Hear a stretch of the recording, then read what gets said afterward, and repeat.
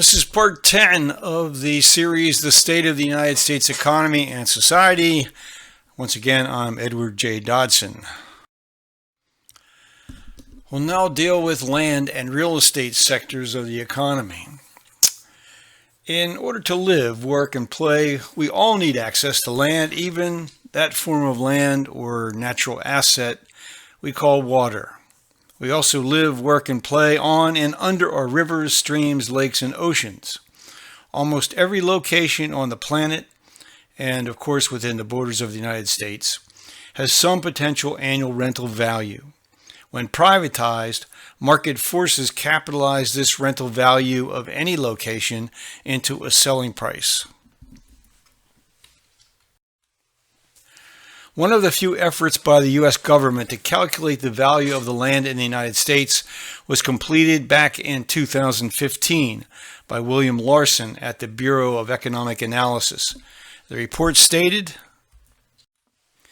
"Estimates suggest that this 1.89 billion acres of land are collectively worth approximately $23 trillion in 2009, current prices, with 24% of the land area and $1.8 trillion of the value held by the federal government." Coming up with an estimate of the aggregate value of the land area of the United States is extremely difficult. Land in towns and cities is valued by the square foot often. In suburban and nearby rural communities by the acre. Huge parts of the nation's land are valued based on timber, fertility, for agriculture, or the grazing of animals, fish stocks, or subsurface minerals. And as the technology to capture renewable energy advances, the amount of sunlight and wind.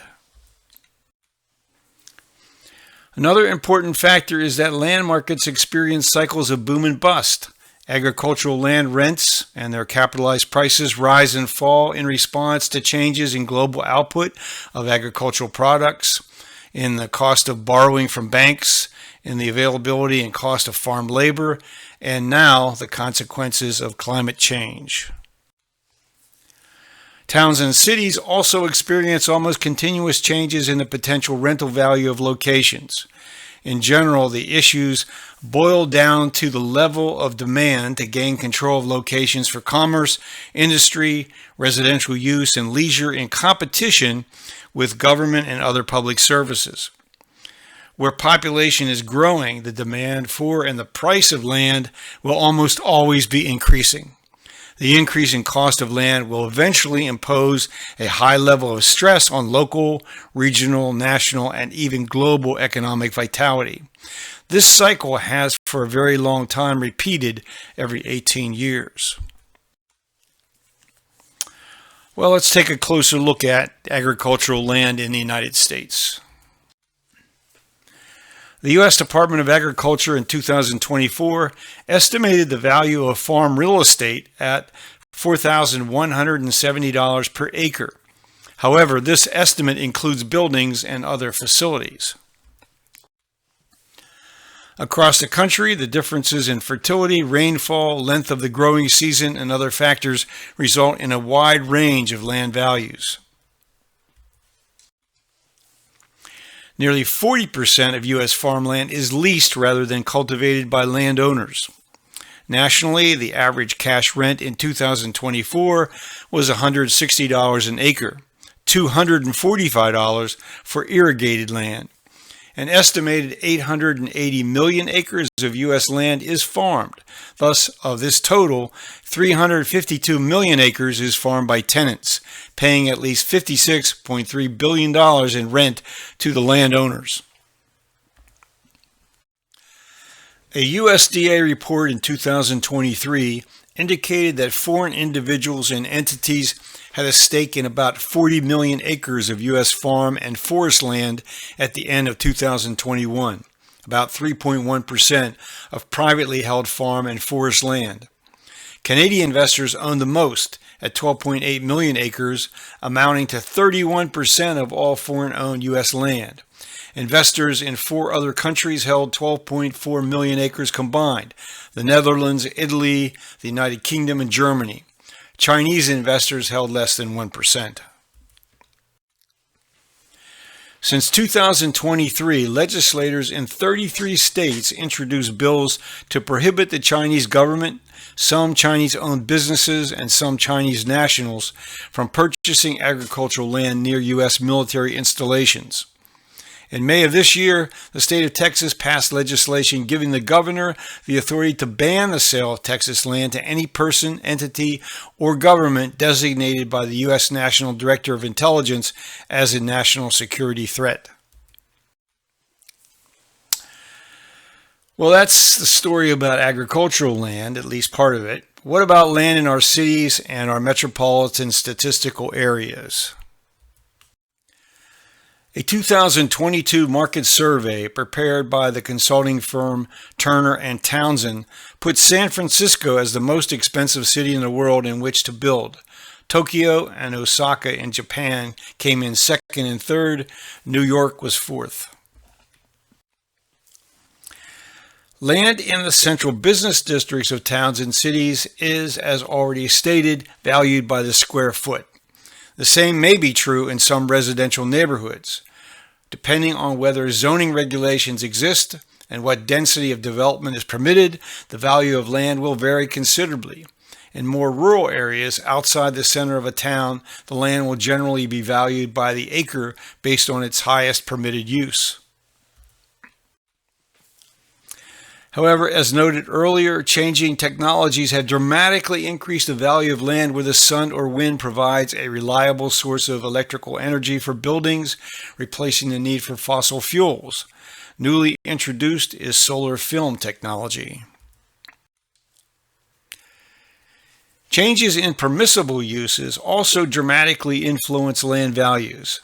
Legalized gambling and a guaranteed supply of water from Lake Mead turned Las Vegas from a sleepy desert town into a growing metropolitan region. The cost to construct a housing unit in Mississippi or California will differ because of some differences in the cost of materials and labor, as well as the fees imposed by local and state government. However, these differences do not account for the huge differences in the median home sales prices across the country. What does account for the differences is the value and cost of the parcel of land.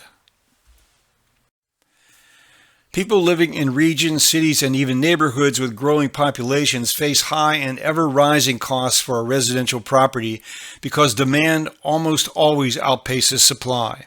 At the heart of the supply problem is the failure of land to be brought to the market at prices that make development affordable, except for higher income households.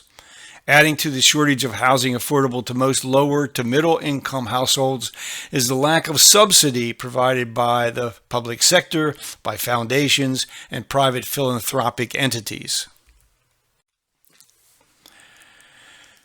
There are around 147 million residential housing units in the United States. Roughly two-thirds of this total are owner-occupied. Thus, out of the $23.737 trillion in land value associated with these properties, $15.7 trillion is held by those who live in the properties they own, and $8 trillion is held by investor owners. It is worth noting that the median value of residential properties across the United States has fallen since the beginning of the year. There are many households that choose to live in a rented apartment or house. Their reasons are varied, but the chief reasons are job mobility, the lack of savings to make a down payment on a property, or insufficient household income. As a result, a majority of those who are lifelong renters have a much lower financial net worth than those who have owned a residential property for a decade or longer. The main source of that equity, however, is not the value of the housing unit, which is a depreciating asset, which requires ongoing maintenance and expenditure for systems replacement every decade or so, but the rise in the land value itself. This simple graph explains a good deal about the ability to build wealth during one's life. Those who have sufficient income to qualify for the purchase of a residential property are also likely to have sufficient income to save and invest in financial assets. A 2022 report by the Federal Reserve Board stated as follows. The 2019 to 2022 growth in median net worth was the largest three-year increase over the history of the modern survey of consumer finances, more than double the next largest one on record. Of course, this increase in net worth for existing property owners translates into a higher cost of housing for all others and a large component in general price increases as businesses pass on rising costs of leasing land and buildings. Data from the Federal Reserve Survey of Consumer Finances also shows the distribution of net worth by age bracket. What might be the reasons that those aged 75 and over are experiencing slower growth in their net worth than those 65 to 74? Well, here are a few thoughts. One part of the answer is the increased likelihood of a person aged 75 and older being alone and no longer having their former partner's pension income and Social Security benefits. Only 14% of adults aged 75 and older who live alone can afford a daily home health aid visit after paying for housing and other living costs. Fewer still can afford an assisted living facility in their area. So, does renting ever make sense if one can afford to own? As shown, owning a residential property eventually repays the owner for much of the cost of ownership incurred over the years of ownership and occupancy. However, property markets are susceptible to periodic downturns, leaving some owners with mortgage indebtedness higher than the property could be sold for if needed. And of course, some residential properties are located in neighborhoods that experience decline in values for various reasons: the loss of businesses, the loss of high-income households, etc., etc. When a region experiences a loss of employment opportunities and rising unemployment, some property owners find themselves trapped, unable to find employment and unable to dispose of their property in order to relocate to where employment opportunities exist. One advantage of renting housing is the ability to relocate far more easily in a time of financial need. This graphic shows the top 10 American cities with the highest rental costs as of May 2024, according to the Zumper National Rent Index. Prices are for a one-bedroom unit. Hartford, Connecticut is the home to the most renters across the United States. Over 3 in 4, 76.5% of the people living in Hartford are renting. Rounding out the top 5 cities in 2024 are Elizabeth, New Jersey in second with 75.5% renters, Paterson, New Jersey at 72.9%, New Haven, Connecticut at 71.5%, and Newark, New Jersey with 70.4% renters. In fact, the Northeast makes up 8 out of the top 10 cities across the nation with the most renters. The two outside of the East Coast are Miami, Florida at number 7 with 69.7% renters, and College Station, Texas at number 9 with 66.9%. The city of Chicago is one market where the demographics and economics have improved for renters. Chicago's population has been declining for quite a few years, and in 2023, it fell to its lowest point since 1920. Just since 2014, the city has lost nearly 130,000 residents. Despite the outflow of residents, rents for apartments in the city had continued to climb, although still much lower than most other large U.S. cities. The city with the fastest growing increase in rent is Newark, New Jersey. Although the average rent at $2,240 is still well below the $3,970 one pays on average in New York City. The national average is $1,625 per month. So let's take a look at the impact of private equity firms as landlords.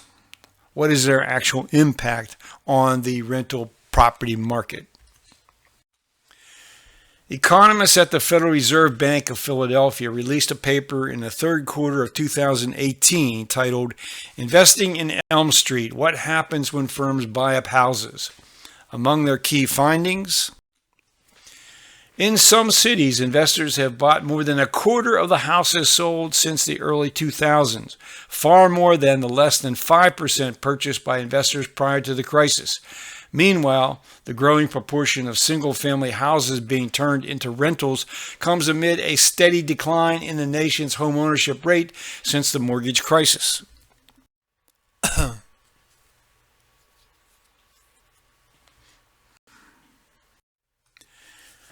Investment in real estate by private equity firms such as Blackstone Inc. has fallen off since 2022 because of uncertainty about the movement in interest rates, as well as perceived heightened risk in the office building sector. A research memorandum issued in June of 2022 by Americans for Financial Reform estimated that private equity firms own around 1.1 million apartment units, 276,000 manufactured home lots, and around 240,000 single-family rental homes. A major concern expressed by AFR is affordability. Private equity owners frequently steeply raise rent shortly after purchasing properties. Tenants at private equity-owned single-family rental homes have faced rent hikes much higher than the national average, rising 8% annually during the pandemic compared to the 5.4% national average.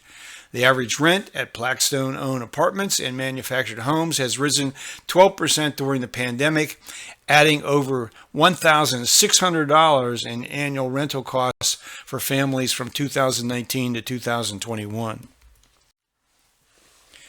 A 2024 report by the firm Center Square urged caution to private equity investors in residential property for the following reasons. Despite the supply in rental housing in the last few quarters, home ownership affordability remains a critical issue. Mortgage rates are near 7%, home prices remain elevated, and maintenance and insurance costs have risen dramatically across most markets. Altogether, since 2020, mortgage payments have increased 88%, while incomes have only increased 17%, exacerbating affordability concerns. Now let's take a look at the situation with regard to commercial land. As our population grows and as people continue to migrate to cities in search of employment, the value of urban land will continue to climb. Market forces result in the construction of multi-story buildings, of skyscrapers, in part to counter the higher and higher per square foot cost of land in and near central business districts. Businesses constantly face decisions about having to downsize or relocate in order to lower the cost of doing business associated where they currently operate. There is no publicly available data on the ownership of land in the nation's major cities and metropolitan regions. The top owner of commercial properties in the U.S. is CBRE Investment Management, with a portfolio valued at $109 billion and exceeding 701 million square feet. How much would it cost today to purchase all of Manhattan Island without purchasing any of the buildings? A current estimate of the average price per square foot is $1,000. There are 636 million square feet of land there, giving Manhattan a value of around $636 billion. Following the 2008 crash in property prices, foreign and U.S. corporations began buying urban land and buildings, particularly from owners highly leveraged with mortgage debt. In just one 12-month period, from mid-2014 to mid-2015, over $1 trillion in property changed hands in the top 100 cities. High vacancy rates continued to affect the commercial office markets during 2024, stabilized at 20% during the fourth quarter. As this chart shows, prices plateaued in 2023 after a long upward climb. Three factors that will have a significant impact on this market during 2025 are interest rates, climate change, and the economic climate evolving out of the Trump administration's actions regarding taxes and trade. Coldwell Bankers analysts forecast shortages of prime space emerging toward year end and strong downtown markets. The American Enterprise Institute reports that Chinese investment in the U.S. slowed dramatically to just $860 million in the first 6 months of 2024.